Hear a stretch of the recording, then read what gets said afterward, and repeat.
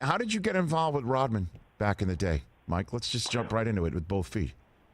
Well, I was hired by Sports Illustrated in late 1994, and we, in 1995, we had just finished an infamous media summit, which, as good as the NFL media summits have been in recent years, Yes. This was a boondoggle of epic proportions out in Orlando. And Jordan ended his retirement during that, and they actually, sent Rick Riley hastily out to go work on that, and it shuffled some things. And I came home pretty dog-tired. My wife wasn't loving me, and I got a call that said, you got to get to L.A. We want you to do a story on Dennis Rodman.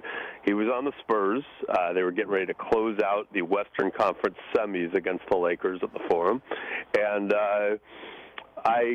my first reaction was, oh, man, you're killing me. But I knew it had the potential to be a good match. Rodman was just getting weird kind of overtly, had been involved with Madonna recently, and I figured we'd either really get along or not so much. And I don't know, I must be a little twisted because we proceeded to go on a 4-day, 3-state Odyssey with very little sleep, a lot of Pearl Jam blasting, gambling in Vegas, coaches yelling at him, then GM Greg Popovich yelling at him, and I wrote what turned out to be an SI cover story in real time at his house after we'd had a nice dinner at a gay bar, I think dinner at a strip club, went to a gay bar.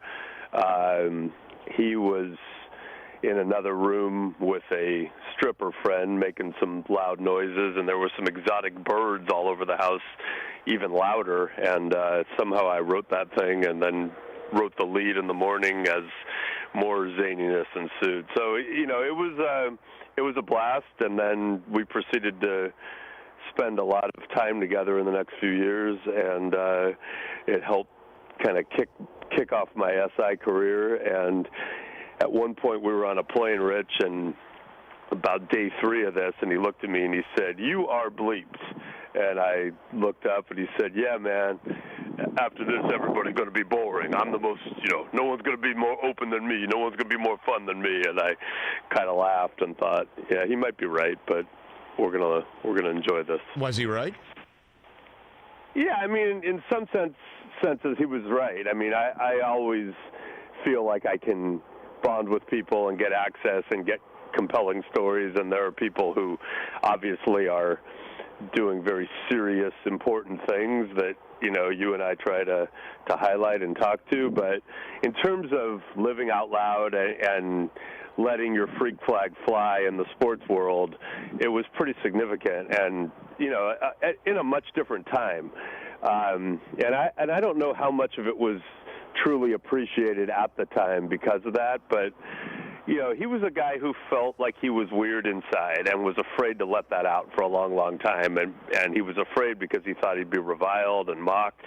And when he finally started to, he was shocked that so many people in society who felt marginalized or similarly really warmed to him and celebrated him and felt like he had spoken for them in a way that really touched them. And a lot of these people weren't basketball fans, and specifically the LGBTQ community and the transgender community specifically. He was very openly kind of sending the message that these people were like us and totally okay, and that also that maybe they were being, unfairly looked upon. And I think that a lot of that kind of got lost amid the noise and the hysteria and the fun, and there was a lot of fun, but he was really, ahead of the curve on that. Hey, you watched all the way to the end. Thanks for that. Watch more right here.